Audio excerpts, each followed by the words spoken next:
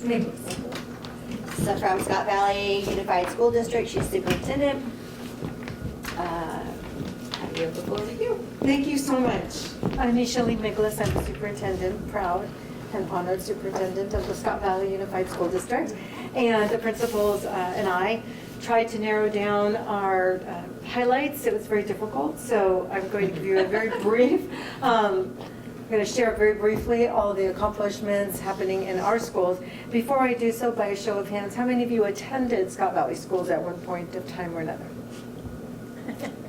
Okay, wow, and how many of you have children or grandchildren or family members in our schools at some point in time, before or now? Great.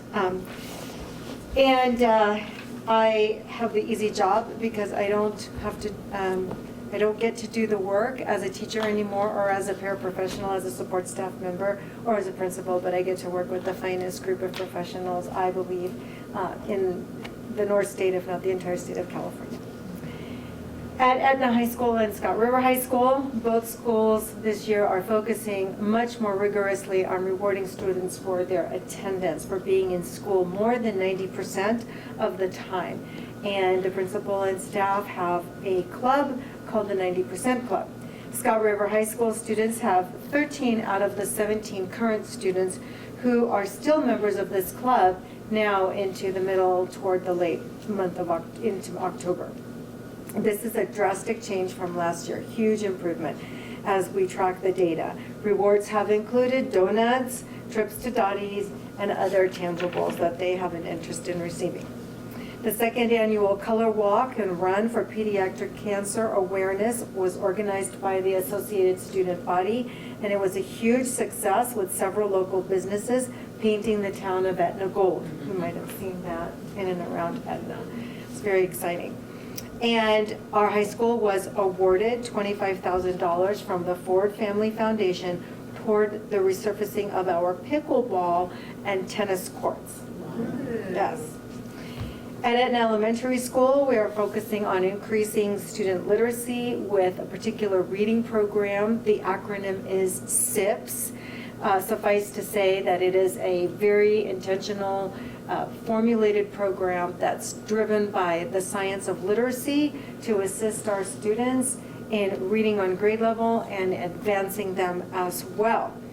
And from having 68% test in the top 5 levels of this program in November 2023, around this time of year, to having 82% in the top 5 levels by the end of March 2024 will be the goal, because the entire academic staff contributed to student growth. And what's really remarkable about this is that everyone, including support staff, are working with our students. So just to clarify, they grew from 68% in the top levels from November 2023 to 82% by the end of March 2024. Yes, lots more literacy and readers, working on independent thinkers for their future and our community members someday. At Etna Elementary School, the team there is cultivating a positive learning environment for all students and staff by planning engaging activities, embracing a culture of accountability, and involving them in decision-making where appropriate. We're starting younger in our early years. And Etna Elementary School is 3rd through 5th grade. 3rd through 5th grade. We used to have the TK kindergarten through the 5th grade in 2 elementary schools, but we conducted and completed some reconfiguration. So Etna Elementary School is now 3rd through 5th grade. From the kitchen staff and maintenance to teachers and paraprofessionals, every staff member on the campus engages and interacts with students to provide multiple layers of support inside and outside the classroom.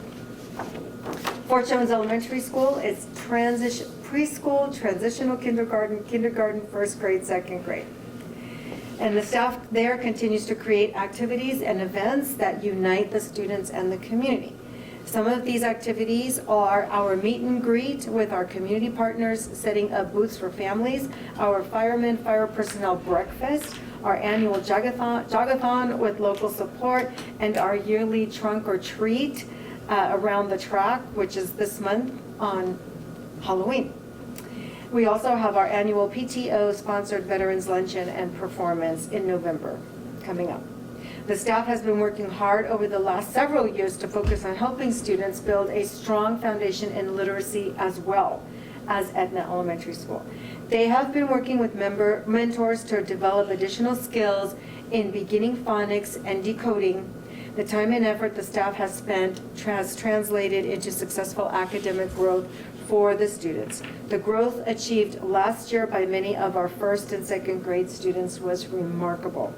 And finally, for Fort Jones Elementary, the after-school program staff has been working hard to create diverse range of enrichment opportunities. Some of our students stay in school until 5:30, 6 o'clock every day, Monday through Friday, through the after-school program. From chess to story time plus, and from art to PE games, there's something for every student's interest and passion. Finally, Scott Valley Junior High School, continued support for literacy there as well, across grades and classes. And we also have this embedded into enrichment for extra time for our students to shore up their literacy and then also to develop higher level reading skills for those that are reading close to or on grade level. Additional support is available for mathematics. Our 7th and 8th grade are volleyball champions, so we're super excited and proud about that. We have collaboration between the teachers to align in their teaching methodologies and practices for greater coherence for our students as they move through the classes. And we are gearing up for pumpkin carving, music contest, Red Ribbon Week, and finally the Halloween dance this week. Thank you so much. Thank you.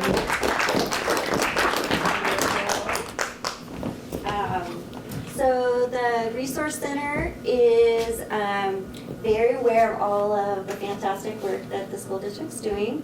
And so in the next few weeks, we are going to be offering just another avenue for the kids to come in and do maybe arts and crafts project that they have for school. So in the next couple of weeks, Mondays and Wednesdays, we're going to be extending our hours from 3:30 to 5:30. So if there's something that a child needs help with in a more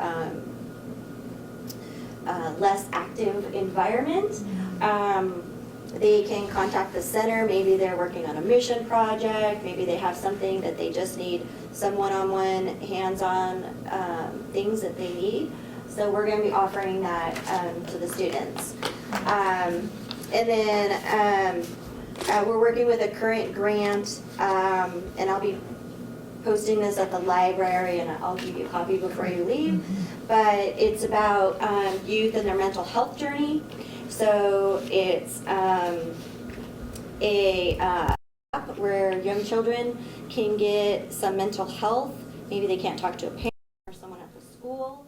So there's a QR code, and they can talk to someone about coaching, a professional coach, using interactive tools to de-stress or explore quizzes, videos, forms, and more. And then a parenting coaching help. So we'll be getting that information out to the school and to the library, because that's where a lot of the kids will be.